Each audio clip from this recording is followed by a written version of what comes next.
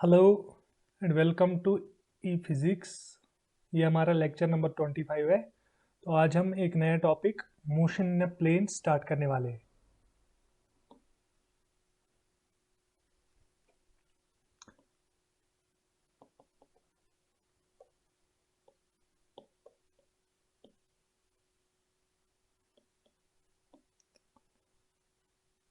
पहले हम समझते हैं कि व्हाट डज इट मीन, इसका मतलब क्या होता है।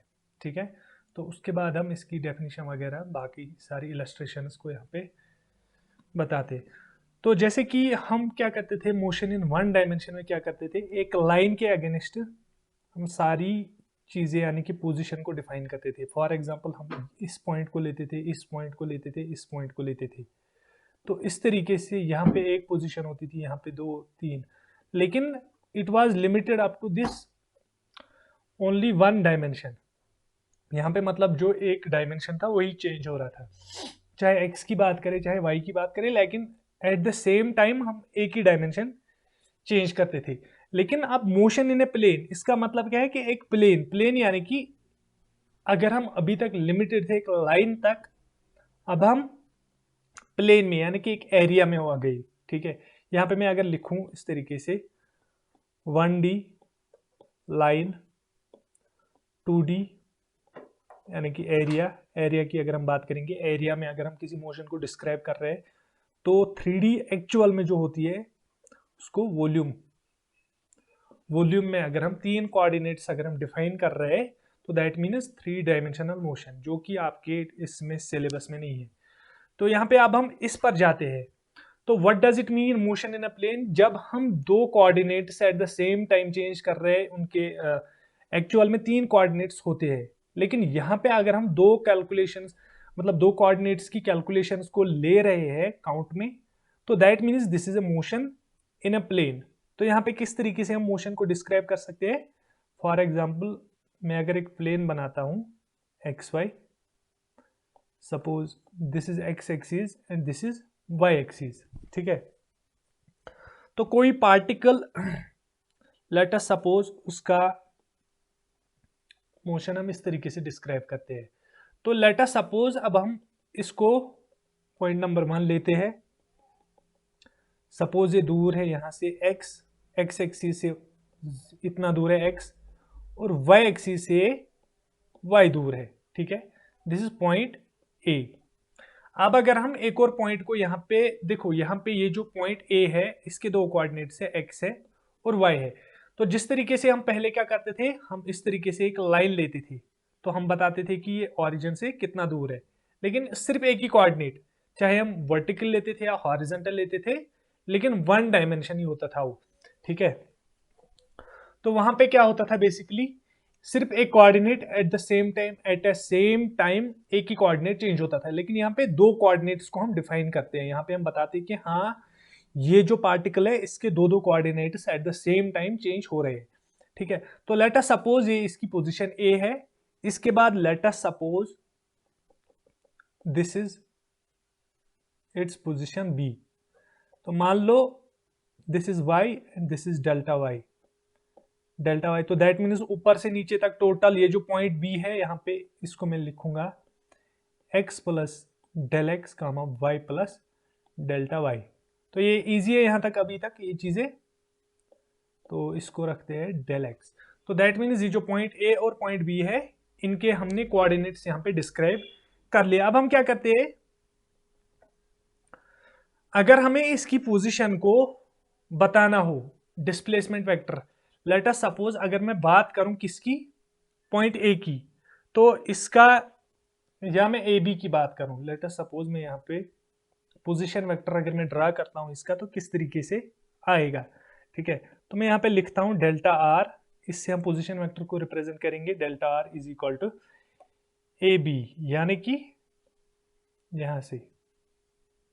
ठीक है, तो ये चीज जो है डेल्टा आर है, तो ये किसके बराबर है, ए बी। तो मान लो ये इतना छोटा है, इतना छोटा ये डिफरेंस कि it is almost a straight line. ठीक है, तो हम कंसिडर करते हैं कि ये जो डेल्टा बी है, डेल्टा ए बी है, या ए बी जो इंटरवल है, ये बहुत ही छोटा है and it is having a direction as well. तो यहाँ पे मैंने आपको दिखाने के लिए थोड़ा सा बड़ा बनाया, लेकिन एक्चुअल में क्या है, कैलकुलेशन हम किस तरीके से लेते हैं जब ये बहुत ही छोटा है। तो इट इज इक्वल टू, अगर मैं इसको ए बी, तो इस पॉइंट को मैं सी रखता हूं, तो मैं लिखूंगा यहाँ पे, जैसे कि हमें पता है, ठीक, एक सेकेंड में यहाँ पे डाल रहा हूं पहले, ए सी प्लस बी सी, यानी कि अगर हमारा ट्रायंगल या हमारे दो वेक्टर्स ऐसे है, suppose this is A, this is C and this is B, तो ये एक वेक्टर है, ये दूसरा है, तो इसका रिजल्टेंट कैसे आएगा, ऐसे। तो this will be resultant will be equal to A C plus B C या सी बी, ठीक है। तो वही चीज हम यहां पे भी यूज किए।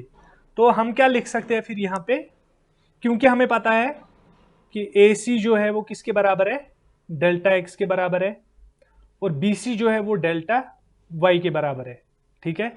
तो यहां तक चीजें क्लियर है। तो हम इस तरीके से आप लिख सकते हैं, या इसको डेल्टा आर हमने ऑलरेडी डिफाइन कर, तो हम लिखेंगे यहां पे delta R is equal to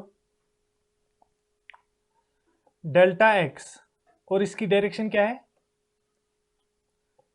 I cap, यानी कि एक्स डायरेक्शन में है, plus delta Y J cap. तो ये हमारा पोजीशन वेक्टर है यहाँ पे। तो यहाँ पे हमें क्या चीज समझ में आ गई, जो ये हमारा पोजीशन वेक्टर है, इसके दो कोऑर्डिनेट्स है, ठीक है, एक्स कोऑर्डिनेट है और वाई कोऑर्डिनेट है। अब हम इसी को लेके चलते हैं, इससे velocity, acceleration, equations of motion निकालते हैं, ठीक है। तो let us suppose differentiate equation first with respect to delta T. तो यहां पे मैं डेल्टा टी के यहां से इसका टाइम डेरिवेटिव लेता हूं, यानी कि टेक द टाइम डेरिवेटिव। तो मेरा क्या बनेगा यहाँ पे, डेल्टा आर, क्योंकि हमें पता है कि वेलोसिटी किसके बराबर रहती है, it is the derivative, time derivative of displacement. तो यहाँ पे डिस्प्लेसमेंट इस तरीके से है, delta R upon delta T is equal to delta X by delta T I cap plus delta Y by delta T J cap. अभी तक हम एवरेज या फाइनाइट डिफरेंस की बात कर रहे हैं। तो let us suppose let delta T tends to zero, तो क्या होगा, अगर हम लिमिट यहां पे अप्लाई करते हैं, तो हम यहां पे क्या लिखेंगे, limit delta T tends to zero, delta R by delta T will be equal to D R upon D T. Similarly delta X by delta T क्या बनेगा, D X by D T. तो हम क्या लिखेंगे, which implies D R upon D T is equal to V is equal to क्या बनेगा यहां पे, V X I cap plus V Y J cap, या टोटल खोल के अगर लिखूं मैं पहले, D X upon D T I cap plus D Y upon D T J cap. तो ये हमारा यहाँ पे बन गया। तो ये हमें इक्वेशन आ गई, इक्वेशन वेलोसिटी की इक्वेशन आ गई यहाँ पे, जिसमें हमें दोनों कोऑर्डिनेट्स है, एक्स में भी और वाई में भी। अब इससे हमें क्या पता चलेगा, implies V X equal to, since v is equal to V X I cap plus V Y J cap, तो which implies V X equal to D X upon D T and V Y is equal to D Y upon D T, ठीक है। तो यहां से ये चीजें आ गई हमें। Now for acceleration, for acceleration what we need to do, we need to take the time derivative of the velocity function। यहाँ velocity जो हमें डिफाइन की हुई है उसका टाइम डेरिवेटिव लेना है, take time derivative of velocity. तो हम यहाँ पे क्या करेंगे, इक्वेशन जो यहाँ पे late us suppose this is equation number 2, तो हम लिखेंगे, हम डिफरेंशिएट करेंगे इक्वेशन नंबर 2 को। तो क्या लिखेंगे, D square by D T square of vector R is equal to D by D T of V is equal to, इस तरीके से D square by D T square of X I cap plus D square Y by D T square J cap. तो ये हमारा expression आ गया किसके लिए, acceleration के लिए। तो यहाँ पे भी एक्सेलरेशन के भी दो कंपोनेंट्स है, here also a equal to A X I cap plus A Y J cap. तो which implies A X equal to D square X upon D T square which is equal to D by D T of V X. ठीक है, और similarly अगर मैं ए Y की बात करूं तो D square Y by D T square that is equal to D by D T of V Y. तो ये हमारे दो एक्सप्रेशंस आ गए यहाँ पे एक्सेलरेशन की, एक्स कंपोनेंट और वाई कंपोनेंट दोनों की। तो सेम तरीके से अगर हम इक्वेशंस ऑफ मोशन लिखेंगे, यानी कि we have v is equal to U plus A T, S equal to you T plus half A T square, V square minus U square equal to 2as। तो पहले अब हम क्या लिखेंगे यहाँ पे, पहले कुछ चीज में यहाँ पे लिखूंगा now.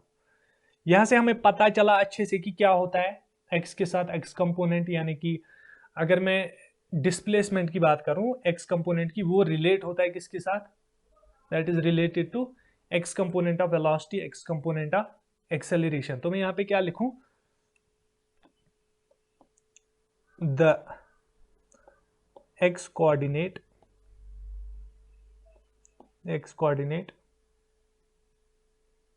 comma the x component of velocity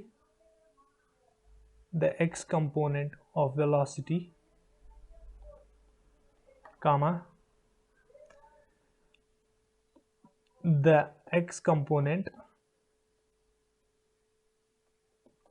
of acceleration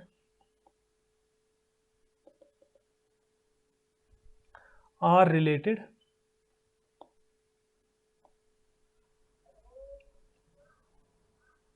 by equations of straight line।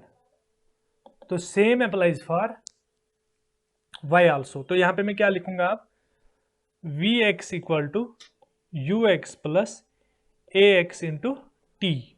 ठीक है, सो यहाँ पे x में लूंगा आप U X T plus half A X T square, V X square minus U X square equal to 2ax। ये हो गया x component, x set in x coordinate. Similarly क्या मैं लिखूंगा, we Y equal to you Y plus A Y T, V Y square या y equal to you Y T plus half A Y T square, V Y square minus U Y square equal to 2ay। तो ये y coordinate में है। तो इस तरीके से ये चीजें आपस में रिलेटेड है एक दूसरे के साथ। ठीक है, तो ये बेसिकली एक थोड़ा सा इंट्रोडक्शन था इसके बारे में, लेकिन अब एक्चुअली में जो हम पढ़ने वाले हैं वो अब हम स्टार्ट करेंगे, that is the projectile motion.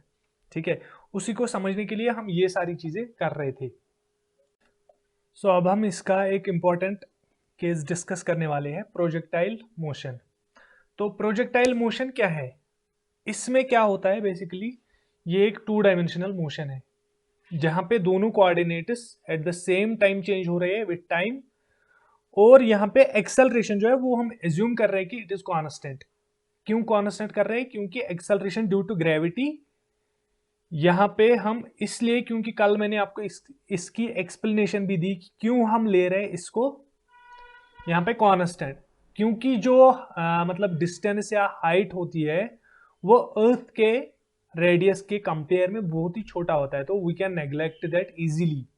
ठीक है, यानी कि 6400 किलोमीटर के कंपेयर में 200 मीटर्स का तो कोई मतलब कंपेयर ही नहीं है। तो इस वजह से हम कांस्टेंट इस चीज को लेते हैं।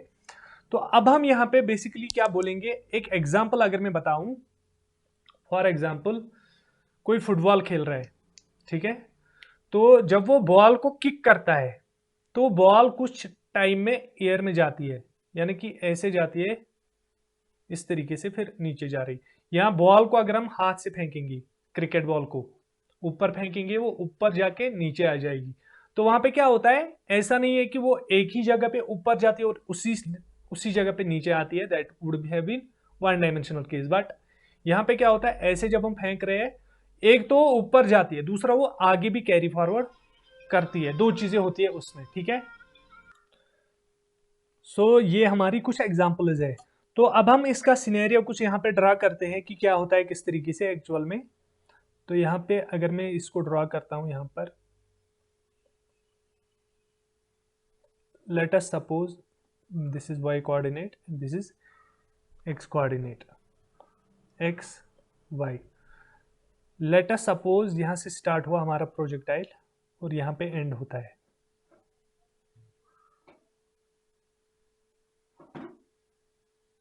ठीक है, तो देखो यहाँ पे क्या होता है आपको समझाने के लिए मैं यहाँ पे, अगर मान लो दिस इज 1 2 3, 1 2 एंड 3, यहाँ पे सिंपल ग्राफ को समझना है हमें। अगर ये यहाँ पे पहुंच गया तो ये एक यूनिट x की तरफ भी गया है, y की तरफ एक यूनिट, यहाँ पे 2 यूनिट, यहाँ पे भी 2 यूनिट, 3 यूनिट, 3 यूनिट, इस तरीके से। यानी कि लगातार ये अपने कोऑर्डिनेट जो है वो चेंज करते जा रहा है। ठीक है, तो अब हम देखेंगे कि इसकी वेलोसिटी क्या होगी किस तरीके से। जैसे कि हमें पता है रेजोल्यूशन ऑफ वेक्टर्स किस तरीके से हम करते थे। अगर मैं इस पॉइंट पे बोलूं कि ये जो वेलोसिटी है, ये वेलोसिटी u है, ठीक है, और ये जो प्रोजेक्टाइल है इनिशियली ये क्या कर रही है, यहाँ पे एंगल थीटा बना रही है हॉरिजॉन्टल के साथ, यानी कि एक्स एक्सिस के साथ। तो अब हमें पता है अगर वेलोसिटी कोई इस तरीके से जा रही है u और ये एंगल थीटा बना रहा है, तो ये कंपोनेंट क्या होगा हमारा, फिर ये थीटा है, तो this would be u cos theta and this would be u sin theta. ये तो हमें पता है ऑलरेडी, रेजोल्यूशन ऑफ वेक्टर से हमें ये पता चला है कि ऐसा होता है। तो जैसे कि यहां पे आप देखो, मैं आपको थोड़ा सा इसका दिखाता हूं क्या होता है। यहां पे अगर हम इस तरीके से लेंगे u cos theta, u sin theta, अब देखो जैसे जैसे ऊपर जा रहा है, ठीक है, यहां पे मान लो कुछ इस तरीके से है, तो अब इसकी क्षमता जो है वो ऊपर जाने की कम होती जा रही है। जैसी जैसी ये हाइट ऊपर ऊपर जा रहा है, लेकिन वो इस साइड में ज्यादा हो रहा है। ठीक है, तो अगर मैं अब यहां पे ड्रॉ करूं तो ये थोड़ा सा लंबा जाएगा, थोड़ा सा पहले से छोटा, तो यहां पे इस तरीके से जाएगा। ठीक है, तो ये बहुत ही छोटा है। अब जब इस पॉइंट पे पहुंचेंगे जहां पे मैक्सिमम हाइट इसकी अटेन हो रही है, तो यहाँ पे पूरा इस तरीके से, और यहां से v यहाँ पे 0 हो जाती है, यानी कि यहाँ पे ये जो पॉइंट है यहाँ पे वर्टिकल वेलोसिटी 0 होती है। क्यों, जैसे कि मैंने आपको पहले भी बताया, जब हम बॉल को ऊपर फेंकते हैं तो एक पॉइंट वहां पे आता है, जब हम डेरिवेटिव्स को समझते थे, मिनिमम मैक्सिमा को समझ रहे थे, वहां पे मैं ये चीज आपको बता रहा था कि एक पॉइंट वहां पे ऐसा आता है जहां पे इसकी जो टेंडेंसी है ऊपर जाने की वो 0 हो जाती है। तब उसके बाद, क्योंकि अगर हम माइनस प्लस यानी कि नंबर लाइन को लेते हैं, जब हम प्लस को पार करते हैं यानी कि 0 पे पहुंच जाते हैं, उसके बाद नेगेटिव स्टार्ट होता है। तो ऐसा मान लो पहले पॉजिटिव था, कम कम कम कम हो रहा है, यानी कि इस तरीके से यहां से जब स्टार्ट हुआ तो y कोऑर्डिनेट कम होने लगा, कम होने लगा इस तरीके से, यहां पे जब पहुंचा तो 0 हो गया। अब इसके बाद क्या होगा, सीन क्या होगा, इसके बाद अभी नीचे जाएगा, यानी कि यहां पे इस तरीके से है, ऐसे है, तो थोड़ा सा बड़ा हो रहा है, इससे ये थोड़ा सा छोटा हो जाएगा, तो इस तरीके से अभी नीचे नीचे आएगा। तो यहां पे अब मैं कुछ चीजें यानी कि समझ में आ गया कि क्या होता है। बेसिकली पहले उसकी टेंडेंसी हायर होती है ऊपर जाने की, फिर कम कम कम, जैसे ही हाइट मैक्सिमम हाइट पे पहुंच जाता है तो वहां पे इसकी टेंडेंसी जो है ऊपर जाने की वो 0 हो जाती है। ठीक है, तो दिस इज द केस। तो अब मैं कुछ चीजें यहां पे डिफाइन करूंगा। ये जो यहां से यहां तक डिस्टेंस है, लेट अस सपोज मैं इसको नाम दे देता हूं ए बी और इसको सी दे देता हूं। ये जो ए बी डिस्टेंस है इसको हम बोलते हैं रेंज, रेंज या हॉरिजॉन्टल रेंज, ठीक है। और ये जो यहां पे जहां पे वेलोसिटी हमारी जीरो होगी, ठीक है, यानी कि वर्टिकल वेलोसिटी जहां पे जीरो होती है, इसको हम बोलेंगे, इस हाइट को, इसको हम बोलेंगे मैक्सिमम हाइट, ठीक है। अब जो टाइम लगेगा यानी कि ए से बी तक जाने में, उसको हम बोलेंगे टाइम पीरियड। इसका इसका टाइम पीरियड क्या है। और ये जो पाथ फॉलो कर रहा है, ये रास्ता जो फॉलो कर रहा है, इसको बोलेंगे हम ट्रेजेक्ट्री, ठीक है। तो अब हम इसकी कुछ एनालिसिस करते हैं, यहां पे देखते हैं कि क्या किस तरीके से होता है, क्योंकि इसकी इक्वेशंस सबको ऑलमोस्ट डरा देती है, लेकिन ये बहुत ही इजी है। अगर हम इस डायग्राम को, यहाँ पे इस सिनेरियो को समझते हैं तो ये काफी इजी हो जाता है हमारे लिए, ठीक है। बिल्कुल इजी चीजें हैं। तो यहां पे हम क्या लिखेंगे, पहले देखो, फ्रॉम फिगर वी हैव, क्या क्या है हमारे पास, U X equal to U cos theta, ठीक है। ये चीज तो मैंने आपको रेजोल्यूशन के थ्रू बताया।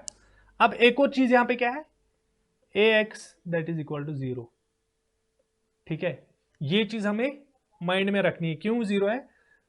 अब इसके बाद यू वाई की तरफ जाते हैं, U Y is equal to U sine theta.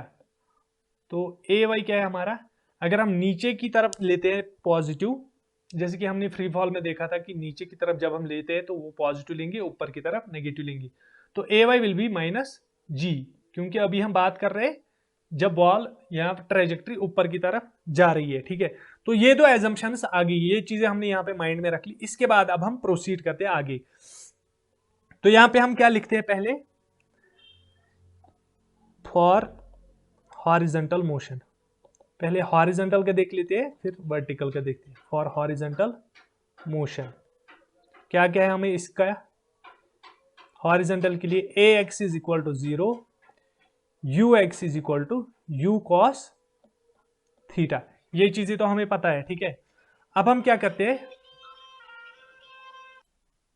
सो अब हम इन चीजों को यूज करते हैं यहाँ पे, यानी कि हमें क्या है, V X equal to U X plus A X into T, which implies, क्योंकि ए एक्स जीरो है तो that means, so final velocity जो हमारी होगी इसमें वो भी क्या होगी, यू एक्स के बराबर, यानी कि जो इनिशियल थी उसी के, यानी कि यू कॉस थीटा, ठीक है। तो अब हम देखते हैं इसका डिस्प्लेसमेंट क्या आता है, X equal to U X T plus half A X T, which implies X equal to U X किसके बराबर है, यू टी कॉस थीटा, ठीक है।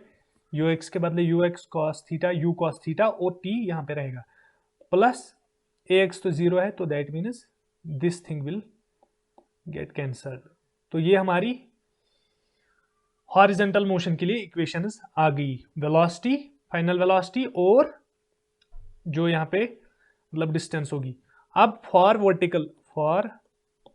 वर्टिकल मोशन सेम यहां पे भी यूज करेंगे।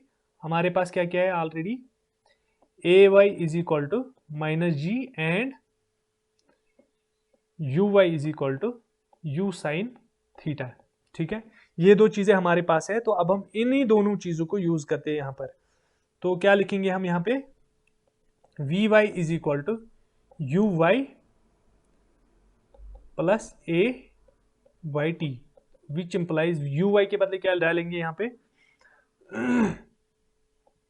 You sine theta, a y के बदले माइनस जी इंटू टी। तो वी वाई हमारा क्या बनेगा यहाँ पे, u sine theta minus g t, ठीक है। ये आ गई इसकी फाइनल वेलोसिटी। अब y equal to you Y T plus half A Y T, ठीक है। यही दो इक्वेशन उसको, क्योंकि हम वेलोसिटी और तो एक्सेलरेशन की बात ही नहीं आ रही है यहाँ पे, क्योंकि एक्सेलरेशन हमने यहाँ पे एज्यूम कर लिया कि कांस्टेंट, इसलिए हम एक्सेलरेशन के लिए कोई एक्सप्रेशन यहाँ पे नहीं निकाल रहे, तो क्या आएगा हमारा y will be equal to you t sine theta same तरीके से माइनस हाफ जी टी। तो ये इसके लिए हमें ये इसकी डिस्टेंस और ये चीज भी आ गया, यानी कि डिस्टेंस और वेलोसिटी दोनों के लिए एक्सप्रेशन हमारे पास आ गई। तो अब हम क्या करते हैं, हम कुछ चीजें इसके लिए सॉर्ट आउट करते हैं पहले, ठीक है। तो लेट अस सपोज हम जाते हैं पहले टाइम ऑफ फ्लाइट पे, जो मैंने बताया कि टाइम कितना लग रहा है इस प्रोजेक्टाइल को पॉइंट ए से पॉइंट बी तक पहुंचने में, ठीक है। सो पहली चीज हम यहां पे क्या निकालेंगे, टाइम ऑफ फ्लाइट।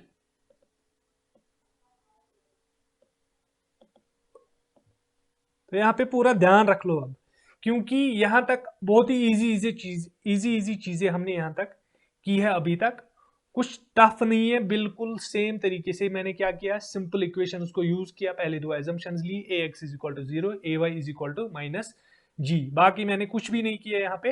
अब हम जाते हैं टाइम ऑफ फ्लाइट पर।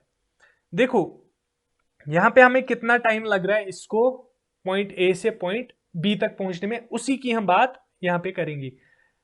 जस्ट ए मोमेंट, मैं यहाँ पे इस डायग्राम को यहाँ पे लेके आता हूँ, जो हमने यहाँ पे बनाया हुआ है ऑलरेडी, उसी को यूज कर लेते हैं।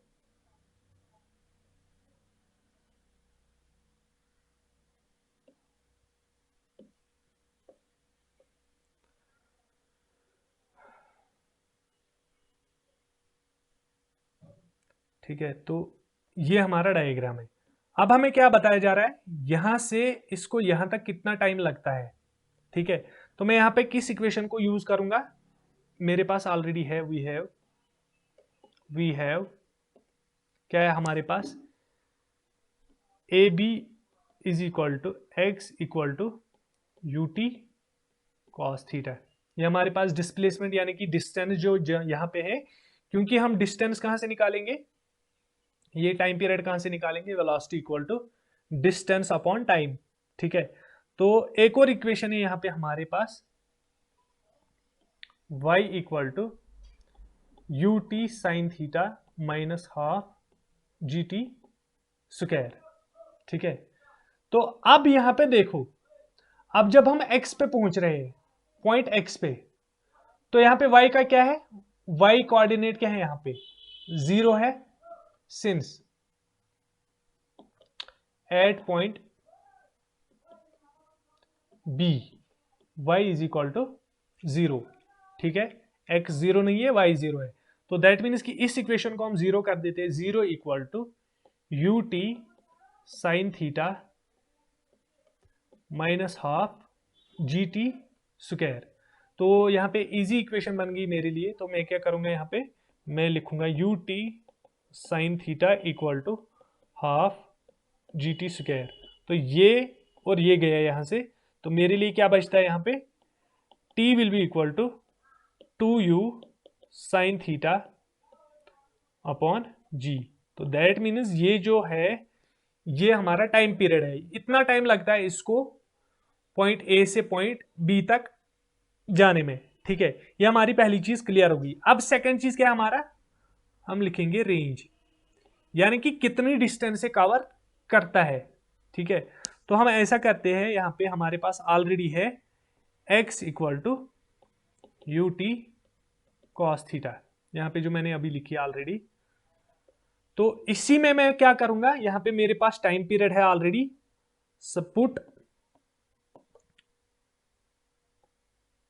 t is equal to 2u sine theta upon G in above equation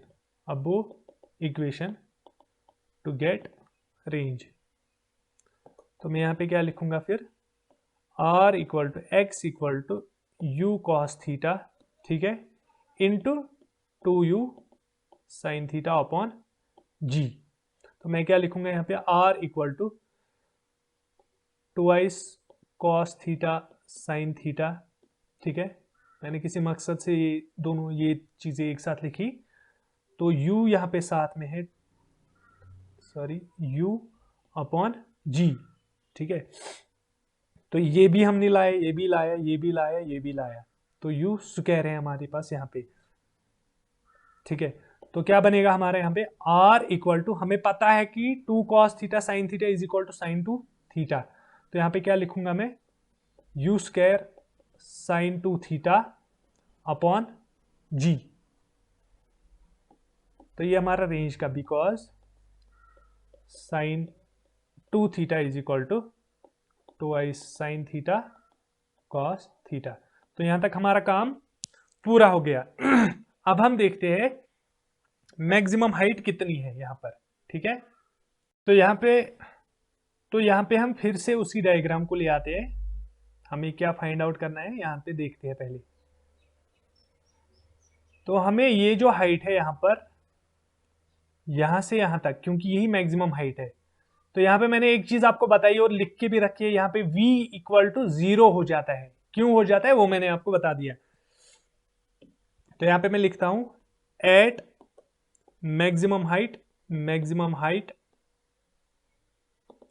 v is equal to 0। तो अब अगर मैं किस इक्वेशन को ले आता हूं, vy is equal to uy plus ay into t, तो इसमें चीजें डाल देते हैं। vy is equal to uy के बदले डालते हैं u साइन थीटा, ठीक है, माइनस ay के बदले g माइनस और t। तो अब हमें पता है कि यहां पे क्या होता है,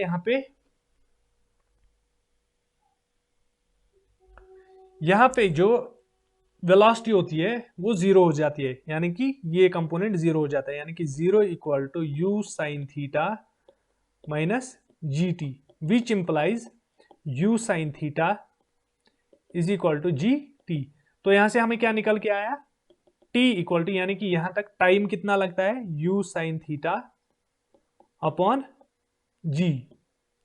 सो मैं लिखूंगा यहां पे t मैक्सिमम हाइट तक पहुंचने में कितना लगता है मुझे, is equal to t by 2, जो हमारा टाइम पीरियड है उसका हाफ टाइम यहां तक लगता है, क्योंकि वो हमारा है 2u sine theta upon G, तो उसको 2 से डिवाइड करेंगे तो ये मिलता है हमें। अब हम इसको यूज करते हैं किसमें, अब हम इसको यूज करते हैं हमारी जो इक्वेशन है already, y equal to you Y t minus, या इस तरीके से लिखूंगा, प्लस हाफ ए वाई टी। तो इसमें सब्स्टिट्यूट करता हूं मैं, तो y बनेगा हमारा h equal to you y के बदले बनेगा, यहां पे मैं लिखूंगा u t sine theta minus half g t. ठीक है, अब इसी में उस टाइम पीरियड को मैं पुट करता हूं तो मुझे यहां पे मैक्सिमम हाइट का एक्सप्रेशन मिलेगा। तो मैं क्या लिखूंगा यहां पे, h equal to U sine theta into क्या है मेरा ये t, U sine theta upon G, U sine theta upon G minus half जी into U sine theta upon G. तो इसी को सॉल्व कर लेते हैं, तो यहां पे हमें मैक्सिमम हाइट का एक्सप्रेशन मिल जाएगा। तो क्या लिखेंगे, h equal to you square sine square theta upon G minus G, और जी यहां पे कैंसल आउट हो जाता है, तो यहां पे क्या बनेगा हमारा, ओ सॉरी, स्क्वायर स्क्वायर यहां पे भी है, तो यहां पे क्या आएगा हमारा, अभी हम एक मोमेंट लेते हैं, इसको कैंसिल नहीं करते हैं, पहले हम इसको खोल के लिखते हैं, हाफ जी into u square sine square theta upon g square. अब देखो क्या क्या कैंसिल आउट होता है, ये स्क्वायर और ये जी हो गया, so h equal to you square sine theta upon G, ठीक है, minus U square sine square theta upon 2g। तो आप देखो कॉमन क्या क्या आ रहा है यहां पे हमारा, h will be equal to, यहां पे यू स्क्वायर है, यहां पे भी है साइन थीटा, यहां पे भी है, यहां पे भी है स्क्वायर है, यहां पे, यहां पर भी, यहां पर भी जी, यहां पे भी है, यहां पे भी है। तो यानी कि अगर हम देखेंगे तो सारा कुछ बवाल मचाने वाला बाहर आ रहा है, h equal to you square sine square theta upon G, यहाँ पे 1 है माइनस 1/2, तो 1 माइनस 1/2 प्लस 1/2 यानी कि h equal to you square sine square theta upon 2g। तो ये हमारा मैक्सिमम हाइट का यहाँ पे एक्सप्रेशन आ गया। तो यहाँ पे हमने सारी चीजें निकाली, टाइम पीरियड निकाला, रेंज निकाला, मैक्सिमम हाइट निकाली। सो ये हमारा प्रोजेक्टाइल मोशन का है। तो यहाँ पे सिर्फ आपको दो चीजें याद रखनी है, सिंपल है, याद यानी कि मतलब समझनी है। यहाँ पे जो x डायरेक्शन में एक्सेलरेशन होती है वो 0 है, और जो y डायरेक्शन में उसको y माइनस जी लेते हैं। तो उसी को यूज करके हम इक्वेशंस, जो हमारे पास दो इक्वेशंस है, चाहे वेलोसिटी फाइनल वेलोसिटी का हो या डिस्प्लेसमेंट या डिस्टेंस का हो, उन्हीं दोनों को यूज करते हैं। तो this was all about projectile motion. तो ये हमें और भी क्लियर हो जाएगा जब हम क्या पढ़ेंगे, जब हम न्यूमेरिकल्स करेंगे, तो वहां पे और भी क्लियर ये हो जाएगा। ठीक है, तो इन इक्वेशंस को रटने की कोई जरूरत नहीं है, बस समझ लो प्रोसेस को किस तरीके से क्या करना है, बाकी ये सारी चीजें खुद हो जाएंगी। अब यहाँ पे हमारा एक छोटा सा कॉन्सेप्ट है, चेंज ऑफ फ्रेम। अभी तक हम एक फ्रेम के साथ डील करते थे, लेकिन अगर हमारे पास यहाँ पे दो दो फ्रेम्स है, यानी कि क्या हो रहा है, लेट अस सपोज, यानी कि मैं एक ही कोऑर्डिनेट को एक्स वाई, चाहे एक्स लेता था वाई लेता था, एक ही सिस्टम लेता था, लेकिन यहाँ पे मैं अब दो दो सिस्टम्स लूंगा। तो इसमें क्या होता है, किस तरीके से क्या होता है, ये चीजें हम डिस्कस कर लेते हैं। ठीक है, सपोज मान लो this is frame S, this is frame S dash, ये X Y X dash Y dash. ठीक है, लेट अस सपोज एक ऑब्जेक्ट है यहां पर, इसको मानते हैं पॉइंट पी। तो हमारा क्या मकसद है यहाँ पे, वो मैं आपको दिखाता हूं, बहुत ही छोटा है, उतना ज्यादा कुछ है नहीं इसमें।